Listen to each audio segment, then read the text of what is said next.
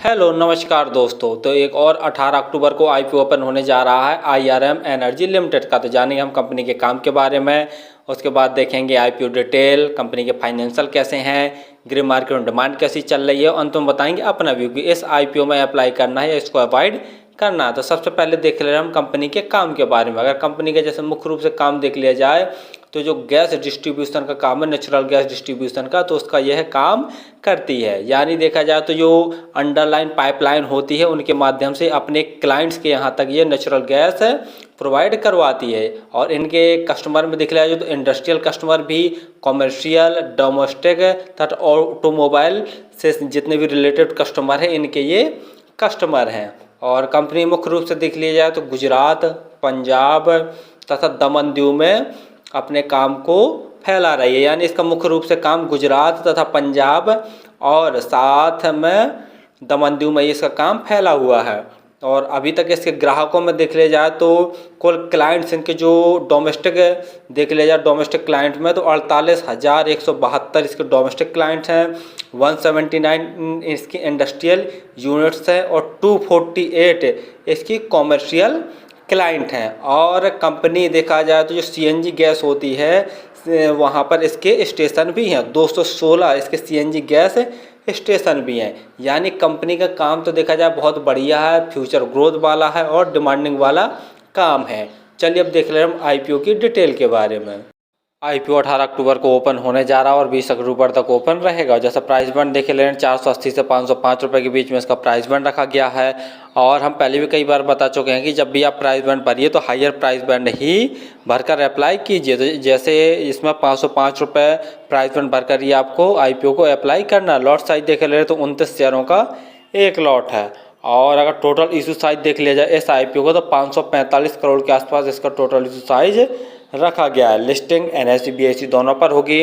Reservation में देखे ले रहे हैं कि क्यूआईबी के लिए रिजर्वेशन 50% का रखा गया है, रिटेल भाइयों के लिए 35% का रिजर्वेशन है तथा एचएनआई कैटेगरी में एनएनआई के लिए देखते हैं तो 15% का रिजर्वेशन रखा गया है। यानी रिटेल भाइयों के लिए देखते हैं तो ठीक ठाक रिजर्वेशन रखा गया। बाकी जैसे हम बता ही चुके हैं कि 18 अक्टूबर को यह आईपीओ ओपन होने जा रहा है। जो क्लोजिंग डेट है वो 20 अक्टूबर रखी गई है। अलॉटमेंट आपको 27 अक्टूबर तक आपको पता चल जाएगा। और जो क्रेडिट और डेबिट संबंधी मैसेज होते हैं उनसे भी पता चल जाता है। यदि आपके अकाउंट में पैसे क्रेडिट हो जाएंगे तो समझ लीजिए कि आपको आईपीओ अलॉट नहीं हुआ। यदि आपके अकाउंट में पैसे डेबिट हो जाएंगे तो समझ लीजिए कि आपको आईपीओ अलॉट हो गया है। और यदि आपको आईपीओ अलॉट नहीं होता है तो 27 अक्टूबर को ही आपके पैसे वापस रिफंड आपके अकाउंट में आ जाएंगे। और लिस्टिंग डेट देख ले रहे हैं तो 31 अक्टूबर इसकी लिस्टिंग डेट रखी गई है।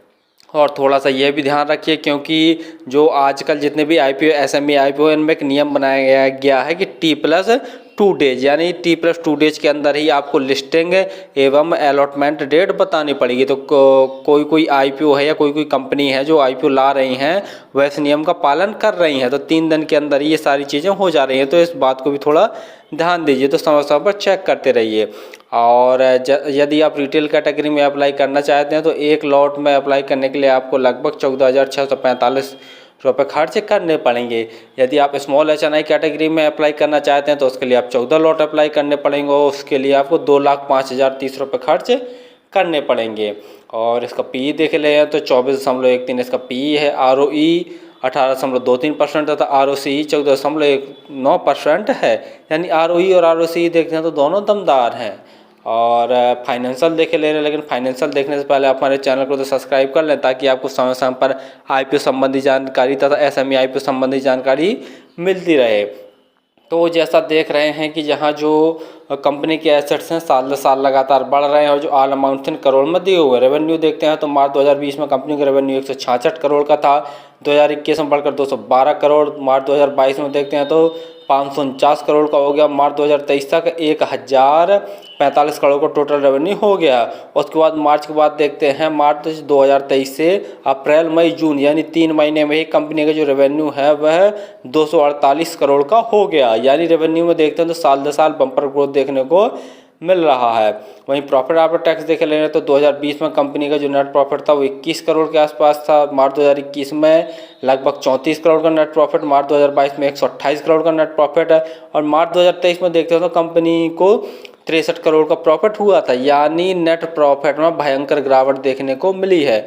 और जून 2023 तक देखते हैं, यानी 3 महीने ही कंपनी ने लगभग 26 करोड़ के आसपास प्रॉफिट जनरेट कर लिया है। तो आने वाला जो साल होगा, यानी मार्च 2024 में देखा जाए तो प्रॉफिट आफ्टर टैक्स में काफ़ी अच्छा ग्रोथ देखने को मिलेगा और रेवेन्यू में भी ग्रोथ देखने को मिलेगा। लेकिन मार्च 2023 में देखते हैं तो रेवेन्यू में तो ग्रोथ देखने को मिला है, लेकिन जो प्रॉफिट आफ्टर टैक्स है उसमें काफ़ी गिरावट देखने को मिली है। रिजर्व देखे ले तो मार्च 2020 में कंपनी के पास लगभग 30 करोड़ का रिजर्व था। मार्च 2022 में देखते हैं तो 193 करोड़ का रिजर्व, और अभी देखते हैं तो अभी कंपनी के पास कोई भी रिजर्व नहीं बचा। टोटल बोरिंग देखते हैं तो जो कंपनी के अगर मार्च 2020 में देखते हैं तो टोटल बोरिंग 146 करोड़ थी, और मार्च 2023 में देखते हैं तो 321 करोड़ की टोटल बोरिंग बढ़कर हो गई है, जो कि कहीं ना कहीं थोड़ा सा कंपनी के लिए निगेटिव पॉइंट वाली बात है, क्योंकि टोटल बोरिंग थोड़ा सा ज़्यादा है। ग्रे मार्केट में डिमांड देखे ले रहे हैं तो 72 रुपये पर शेयर की ग्रे मार्केट में डिमांड चल रही है। ग्रे मार्केट में जैसा देख रहे हैं कि डिमांड घट बढ़ रही है। पहले शुरुआत में जैसा देख रहे थे कि 90 रुपये पर शेयर की ग्रे मार्केट में डिमांड चल रही थी, कल तक देखा जाए तो 68 रुपये, आज देखते हैं तो 72 रुपये पर शेयर की ग्रे मार्केट में डिमांड हो गई है। तो 72 को 29 करके देखते हैं तो लगभग 2088 रुपये जैसा प्रॉफिट दिखा रहा है आज की डेट में, जो कि परसेंटेज वाइज देखा जाए तो लगभग 14% जैसा प्रॉफिट आज की डेट में पर लॉट निकल के आ रहा है। फाइनली आप कंपनी का काम तो लगभग समझ ही गए होंगे कि जो गैस पाइपलाइन होती है उनको बिछाकर डोमेस्टिक, कॉमर्शियल और इंडस्ट्रियल, ऑटोमोबाइल्स, तो इनको ये अपने जो कनेक्शन, गैस कनेक्शन होते हैं उनको प्रोवाइड करवाती है तथा गैस डिस्ट्रीब्यूशन का काम करती है। और साथ में जैसा हमने बता ही दिया है कि इसके 216 CNG गैस स्टेशन भी हैं, और ये जो क्लाइंट्स हैं वो भी 10 साल बढ़ते जा रहे हैं और स्टेशन भी ये बढ़ाती ही जा रही है। तो यानी कंपनी का काम ग्रोथ में है और अपने काम को ग्रोथ करती जा रही है। फाइनेंशियल भी जैसा देख रहे हैं कि इनके नेट रेवेन्यू में साल दर साल बम्पर ग्रोथ देखने को मिल रहा। प्रॉफिट आफ्टर टैक्स में जरूर 2023 में देखा जाए तो थोड़ा सा गिरावट देखने को मिली थी, लेकिन रेवेन्यू में तो साल दर साल बम्पर ग्रोथ देखने को मिल रहा था। प्रॉफिट आफ्टर टैक्स में भी देखा जाए तो साल दर साल आगे जो आने वाला रिजल्ट है उसमें भी अच्छा ग्रोथ देखने को मिलेगा। बाकी ग्रे मार्केट में डिमांड भी देखा जाए तो ठीक ठाक ही चल रही है, लगभग जैसा देख रहे हैं कि 13-14% जैसा प्रॉफिट आज की डेट में दिखा रहा है। यानी तीनों पॉइंट पे देखा जाए तो कंपनी सही है। फिलहाल तो मैं इस IPO में अप्लाई करूंगा, और आप किसी भी IPO SME IPO में अप्लाई करते हैं तो एक बार स्वयं के एनालिसिस जरूर कर लिया करें, उसके बाद ही किसी IPO SME IPO में अप्लाई किया करें। धन्यवाद।